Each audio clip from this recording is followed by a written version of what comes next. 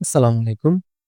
২০২৫ সালের সিলেট বোর্ডের ধারাবাহিক সমাধান ক্লাসের প্রথম পর্বে তোমাদের সবাইকে জানাই শুভেচ্ছা এবং স্বাগতম। সাথে আছি আমি মোহাম্মদ রাজীব, স্কিল হাট বাংলাদেশের পক্ষ থেকে। আজকে আমরা আলোচনা করব প্রথম ও দ্বিতীয় অধ্যায়ের সৃজনশীল নিয়ে। তো আর দেরি কেন, চলো শুরু করি। তো প্রশ্ন ১, প্রথমে আমরা উদ্দীপক পড়ব, তারপর উদ্দীপক অনুযায়ী উত্তর দেওয়ার চেষ্টা করব। ডক্টর প্রিয়া HMBP ভাইরাসের জিনোম সিকোয়েন্স নিয়ে গবেষণা করে ইলেকট্রনিক ডাটাবেস তৈরির কাজ করছেন। তার ল্যাবে যাতায়াতের জন্য ব্যবহৃত গাড়িটি হালকা ওজনের ও কম জ্বালানি চাহিদা সম্পন্ন। হালকা ওজনের, ওকে। তো প্রথম প্রশ্ন কি বলছে যে মেশিন লার্নিং কি? মেশিন লার্নিং বর্তমানে খুবই জনপ্রিয় এবং ভাইরাল টপিকস হচ্ছে মেশিন লার্নিং। এআই এআই আসার কারণে এখন মেশিন লার্নিং এর গুরুত্ব কি আরো বেড়ে গেছে। তো মেশিন লার্নিং কি একটু আমরা দেখি।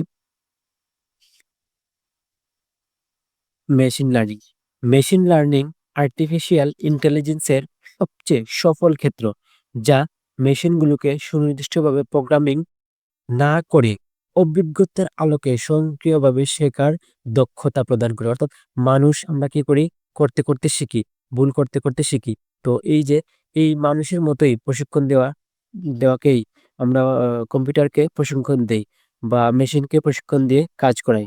তো সেটাই হচ্ছে মেশিন লার্নিং। ওকে, মানে মেশিনকে, অর্থাৎ মেশিনকে শেখানো। ওকে, যে মেশিন লার্নিং আর্টিফিশিয়াল ইন্টেলিজেন্স অর্থাৎ এআই আর্টিফিশিয়াল ইন্টেলিজেন্সের সবচেয়ে সফল ক্ষেত্র, যা মেশিনগুলোকে সুনির্দিষ্টভাবে প্রোগ্রামিং না করে অভিজ্ঞতার আলোকে স্বয়ংক্রিয়ভাবে শেখার দক্ষতা প্রদান করে। ওকে, 2 নম্বর, প্রতিরক্ষা ও আইসিটি একে অপরের পরিপক্ক, ব্যাখ্যা করো। তো প্রতিরক্ষা তো অবশ্যই বর্তমান তথ্য প্রযুক্তির যুগে প্রতিরক্ষার ক্ষেত্রে এখন আর আগে মানুষ সরাসরি যুদ্ধ করত, এখন সরাসরি আর যুদ্ধ করে না, এখন কি হয়, সাইবার যুদ্ধ হয়। তো দেখি এখানে কি বলছে, আমরা প্রতিরক্ষা এবং আইসিটি একে অপরের পরিপূরক, এটা ব্যাখ্যা করি। প্রতিরক্ষা ও আইসিটি একে অপরের পরিপূরক কারণ আধুনিক যুদ্ধ ও নিরাপত্তা কৌশল এখন সম্পূর্ণ প্রযুক্তি নির্ভর। যেমন সাইবার আক্রমণ, হ্যাকিং, ডেটা চুরি থেকে রাষ্ট্রীয় গোপন তথ্য, সামরিক নেটওয়ার্ক ও ক্রিটিক্যাল ইনফ্রাস্ট্রাকচার সুরক্ষিত রাখা আইসিটি এর কাজ। সামরিক অপারেশনের সমন্বয়ের জন্য আইসিটি ভিত্তিক যোগাযোগ network, secure radio, encrypted messaging ব্যবহৃত হয়। রিয়েল টাইম ডেটা শেয়ারের মাধ্যমে সৈন্য ও নেতৃত্বের মধ্যে কার্যকর সমন্বয় সম্ভব। ড্রোন বা রোবোটিক সিস্টেম এবং গাইডেড মিসাইল আইসিটি নির্ভর। জিপিএস সেন্সর এবং অটোনমাস টেকনোলজি যুদ্ধক্ষেত্রে সঠিক লক্ষ্যবস্তু শনাক্ত করে। অর্থাৎ আইসিটি ছাড়া আধুনিক প্রতিরক্ষা ব্যবস্থা অকার্যকর। আবার প্রতিরক্ষা ছাড়া আইসিটি ভিত্তিক ক্রিটিক্যাল ইনফ্রাস্ট্রাকচার ঝুঁকিতে পড়ে। উভয় জাতীয় নিরাপত্তার জন্য সমান গুরুত্বপূর্ণ এবং পরস্পর নির্ভরশীল। তাই বলা যায় যে কি প্রতিরক্ষা ও আইসিটি একে অপরের পরিপূরক। তো 3 নম্বর প্রশ্ন কি বলা হয়েছে? 3 নম্বর প্রশ্নে বলা হয়েছে উদ্দীপকে উল্লেখিত গবেষণার প্রযুক্তিটি বর্ণনা করো। তো কি গবেষণা করতেছিলেন তিনি? জিনোম সিকোয়েন্সের গবেষণায় ইলেকট্রনিক ডাটাবেস তৈরি করেন। ওকে, উদ্দীপকের তো আমরা এখন এটা পড়বো। তো এই যে উদ্দীপকে ডক্টর প্রিয়া HMBP ভাইরাস জিনোম সিকোয়েন্স নিয়ে গবেষণা করে ইলেকট্রনিক ডেটাবেস তৈরির কাজ করছেন। এক্ষেত্রে গবেষণার প্রযুক্তিটি হলো বায়ো ইনফরমেটিক্স। কোন ইনফরমেটিক্স? Bio informatics. তো বায়োমেট্রিক্স এবং বায়ো ইনফরমেটিক্স দুইটা কিন্তু আলাদা জিনিস। তো এই দুইটার পার্থক্য বা গুরুত্ব ভালো করে পড়ে নিবা বই থেকে। জৈব তত্ত্ববিজ্ঞান তথা বায়ো ইনফরমেটিক্স এমন একটি কৌশল যেখানে ফলিত গণিত, তত্ত্ববিজ্ঞান, পরিসংখ্যান, কম্পিউটার বিজ্ঞান, কৃত্রিম বুদ্ধিমত্তা, রসায়ন, জৈব রসায়ন ব্যবহার করে জীববিজ্ঞানের সমস্যাসমূহ সমাধান করা হয়। এখানে ব্যবহৃত ডেটা সমূহ হলো ডিএনএ, জিন, অ্যামিনো অ্যাসিড, নিউক্লিক অ্যাসিড। এইসব ডেটাকে ব্যবহার করে জৈব ও জেনেটিক তথ্য সংরক্ষণ, বিশ্লেষণ এবং একত্রীকরণের কাজ কম্পিউটারের মাধ্যমে করা হয়, যা জিনভিত্তিক নতুন ঔষধ আবিষ্কার এবং উন্নয়নে কাজ করে। বায়োইনফরমেটিক্স বিজ্ঞানীদের প্রাথমিক চ্যালেঞ্জ হলো বিশাল জৈব ডেটার ভান্ডারকে সুশৃঙ্খলভাবে সংরক্ষণ, এতে সহজ বিচরণ এবং নির্ভরযোগ্য ডেটা প্রদানের দায়িত্ব পালন করা। যে কোনো ডাটা বিশ্লেষণের পূর্বে একেবারে অর্থহীন ডেটাকে অর্থপূর্ণ জৈব তথ্য প্রদানে উপযোগী করতে কম্পিউটারে ডেটা প্রসেসিং টেকনিক ব্যবহার করা হয়।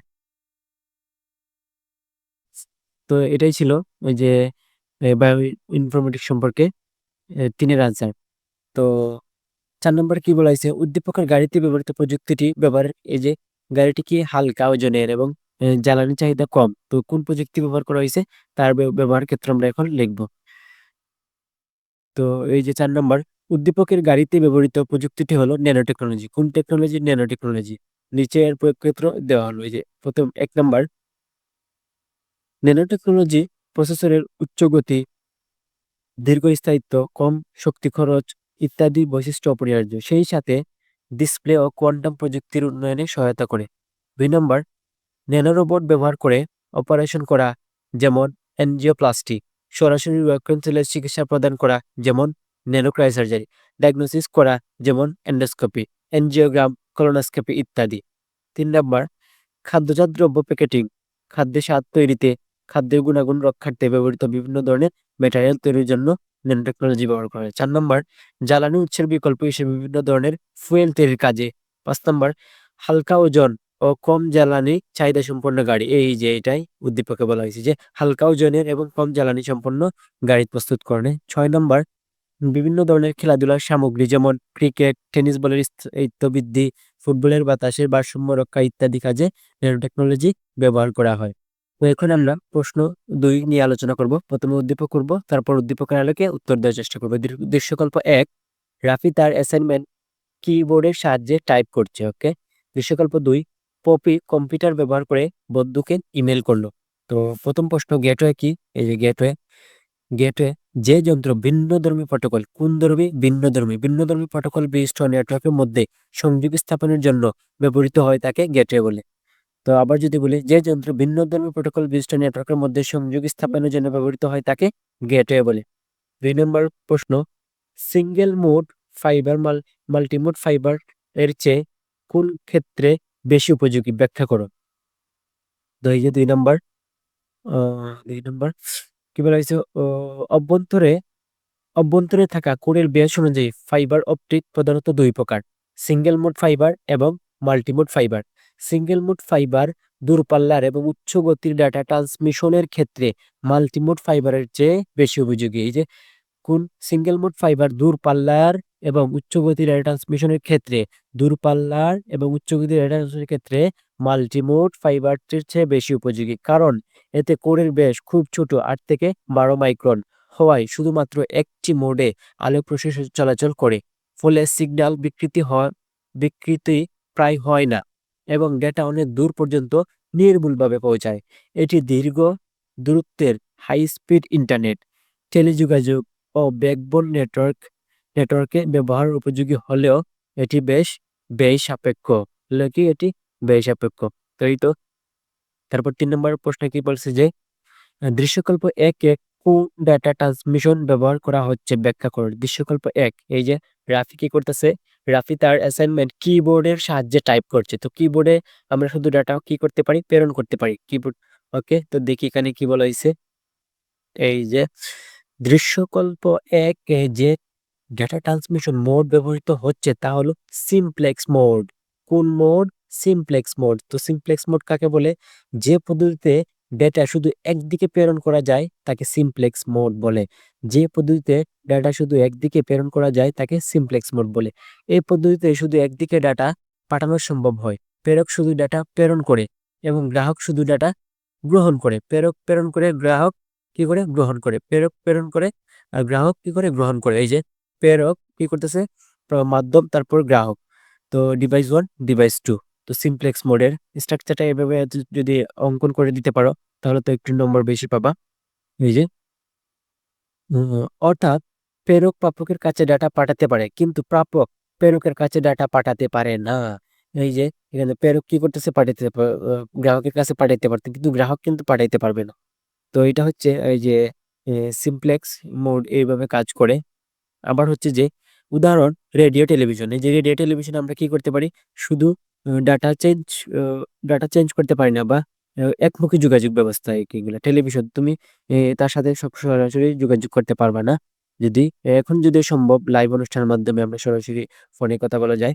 একইভাবে কিবোর্ড থেকে কম্পিউটারে ডাটা পাঠানোর সিমপ্লেক্স মোডের অন্তর্গত। তাছাড়া মাল্টিমিডিয়া প্রজেক্টর ব্যবহার করে ক্লাস নেওয়া এ মোডের মধ্যে পড়ে। তো সিমপ্লেক্স মোড, তো হাফ ডুপ্লেক্স, সিমপ্লেক্স, এই মোডগুলা ভালোভাবে পড়ে নিবা।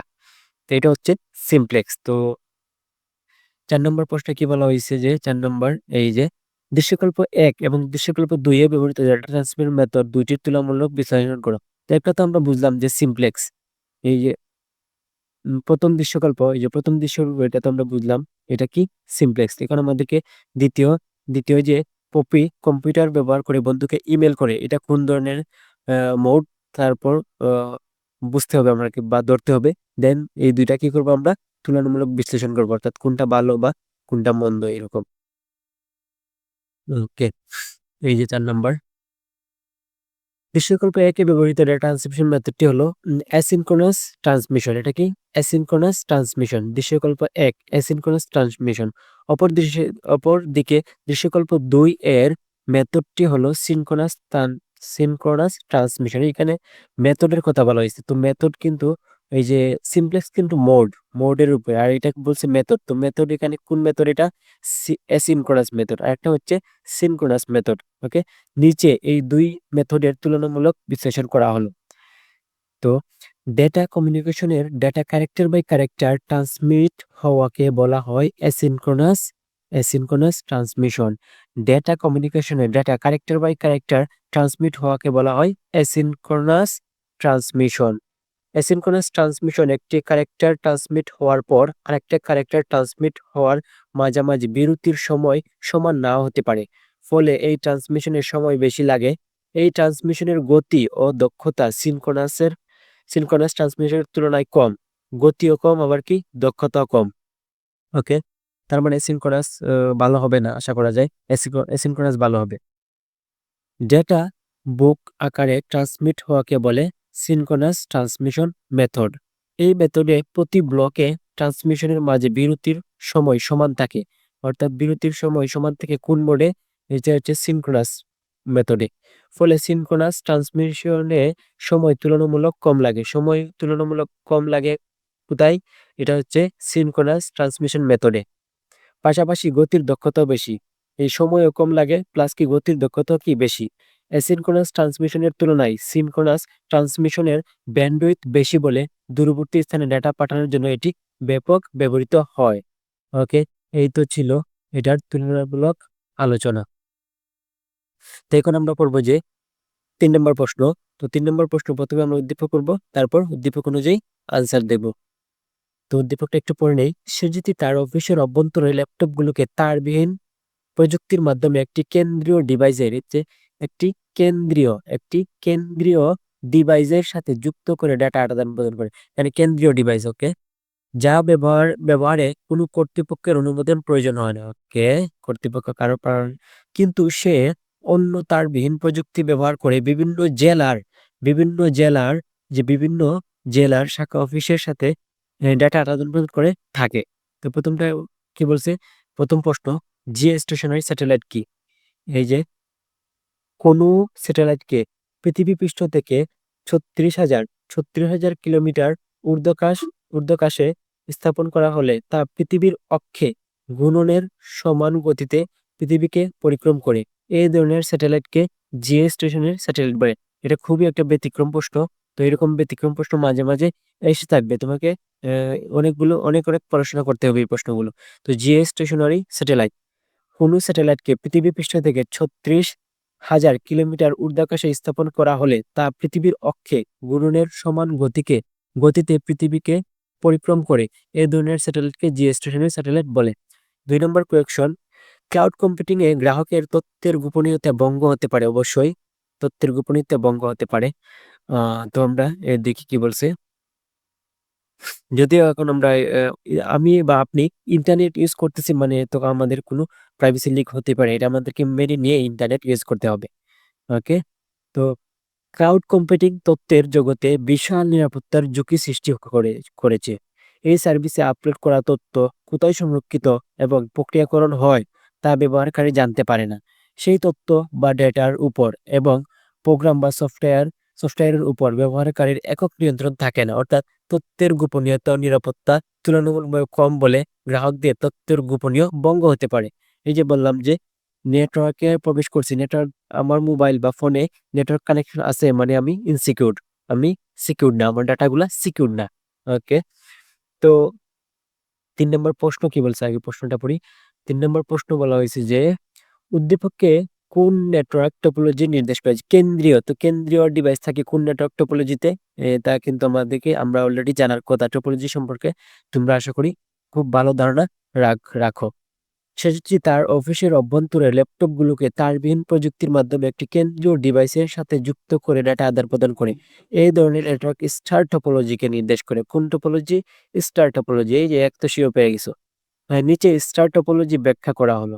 স্টার টপোলজি হলো নেটওয়ার্ক কনফিগারেশন যেখানে প্রত্যেকটি ডিভাইস যেমন কম্পিউটার, প্রিন্টার ইত্যাদি একটি কেন্দ্রীয় ডিভাইসের, যেমন কেন্দ্রীয় ডিভাইস কি হতে পারে? হাব হতে পারে, সুইচ হতে পারে। তো আবার হাব এবং সুইচের মধ্যে সুইচটা আবার খুব ভালো সাথে যুক্ত থাকে। এই টপোলজিতে কেন্দ্রীয় ডিভাইসটি নেটওয়ার্কের সকল ডাটা আদান প্রদানে মধ্যস্থতা কারী হিসেবে কাজ করে। সহজ ভাষায় এটি দেখতে অনেকটা তারার মতো, যেখানে একটি কেন্দ্রীয় বিন্দু থাকে, বিভিন্ন দিকে শাখা বের হয়। সংকেত আদান প্রদানে কম সময় প্রয়োজন হয় এবং সংকেত সংঘর্ষের আশঙ্কা কম থাকে। সংকেত প্রবাহ দ্বিমুখী হয়।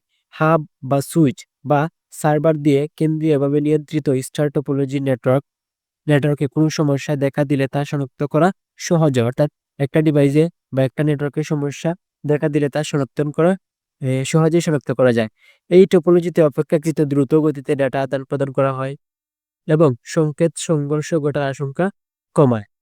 সম্পূর্ণ নেটওয়ার্ক সচল রেখেই যে কোনো সময় নেটওয়ার্ক নতুন নোড যুক্ত করা যায়। অর্থাৎ এই যে কম্পিউটার, প্রিন্টার আছে, তো আপনি বা আমি চাইলে আবার কি করতে পারবো? কোনো ধরনের বিঘ্ন ছাড়াই কি করতে পারবো? নতুন ডিভাইস কি করতে পারবো? অ্যাড করতে পারবো বা নোড অ্যাড করতে পারবো। কোনো নোড বিচ্ছিন্ন বা অচল হলেও নেটওয়ার্ক সম্পূর্ণ সচল থাকে। এই তো ছিল স্টার এই যে স্টার টপোলজি নিয়ে ব্যাখ্যা। তো ৪ নম্বর প্রশ্ন কি বলা হয়েছে যে সে যদি ব্যবহৃত প্রযুক্তি দুটির মধ্যে তুলনামূলক আলোচনা করো। তো একটা প্রযুক্তি ছিল এই যে আহ, কোনো কর্তৃপক্ষের অনুমোদন প্রয়োজন পড়ে না। আর একটা হচ্ছে বিভিন্ন, ওকে তো আমরা এখন দেখি এটা কি বলছে। এই যে ৪ নাম্বার, সে যদি যে প্রযুক্তির মাধ্যমে কোনো অনুমোদন ছাড়াই তার অফিসের নেটওয়ার্কগুলোকে যুক্ত করে ডেটা আদান প্রদান করছে তা হলো ওয়াইফাই। ওকে, এটা হচ্ছে কি ওয়াইফাই, প্রথমটা কি ওয়াইফাই। আবার সে যে প্রযুক্তি ব্যবহার করে বিভিন্ন জেলার শাখা অফিসের সাথে ডেটা আদান প্রদান করছে তা হলো ওয়াইম্যাক্স। নিচে তুলনামূলক পার্থক্য দেখা হলো, অর্থাৎ ওয়াইফাই এবং ওয়াইম্যাক্স আর একটা হচ্ছে ব্লুটুথ। তো এই তিনটা প্রযুক্তি খুব ভালো করে আমরা দেখে নিবে। একটা হচ্ছে কি ওয়াইফাই, একটা হচ্ছে কি ওয়াই ওয়াই ওয়াইম্যাক্স, একটা হচ্ছে কি এই যে ব্লুটুথ। তোকে এই তিনটা প্রযুক্তি সম্পর্কে তোমরা খুব ভালোভাবে পড়ে নিবা। প্রথমটা হচ্ছে ওয়াইফাই এর কভারেজ এরিয়া 50 থেকে 100 মিটার, পক্ষান্তরে ওয়াইম্যাক্স এর কভারেজ এরিয়া 10 থেকে 50 কিলোমিটার। তো এটা হচ্ছে 50 থেকে 100 মিটার, এটা হচ্ছে 10 থেকে 50 কিলোমিটার। 2 নাম্বার, ওয়াইফাই নেটওয়ার্কে খরচ কম কিন্তু ওয়াইম্যাক্স এর নেটওয়ার্ক ব্যয়বহুল। 3 number, wifi network W LAN তৈরি করে, নেটওয়ার্ক ডব্লিউ ল্যান, এবং ওয়াইম্যাক্স এর ল্যান হচ্ছে ডব্লিউ ডব্লিউ ম্যান। এটা হচ্ছে ডব্লিউ ল্যান, এটা হচ্ছে ডব্লিউ ম্যান। তারপর 4 নম্বর, ওয়াইফাই এর গতি 11 থেকে 200 এমবিপিএস, ওয়াইম্যাক্স এর গতি 80 থেকে 1000 এমবিপিএস। 5 নম্বর, ওয়াইফাই এর স্ট্যান্ডার্ড IEEE 802.11 এবং ওয়াইম্যাক্স এর স্ট্যান্ডার্ড হচ্ছে IEEE 802.16। তো এই তো ছিল ওয়াইফাই এবং ওয়াইম্যাক্স এর পার্থক্য বা আলোচনা। প্রথমে কিন্তু আমাকে এই যে প্রযুক্তিটি ধরতে হবে, তারপর আমাকে কি করতে হবে? আলোচনা করতে হবে। তো এই তো ছিল প্রথম অধ্যায় এবং দ্বিতীয় অধ্যায় নিয়ে আজকের আলোচনা। তো ভিডিওটি যদি ভালো লেগে থাকে তাহলে অবশ্যই লাইক, কমেন্ট, শেয়ার করবা এবং স্কিল হাব বাংলাদেশের সাথে থাকবা। So thank you so much for watching this video. ভালো থেকো, সুস্থ থাকো। আসসালামু আলাইকুম।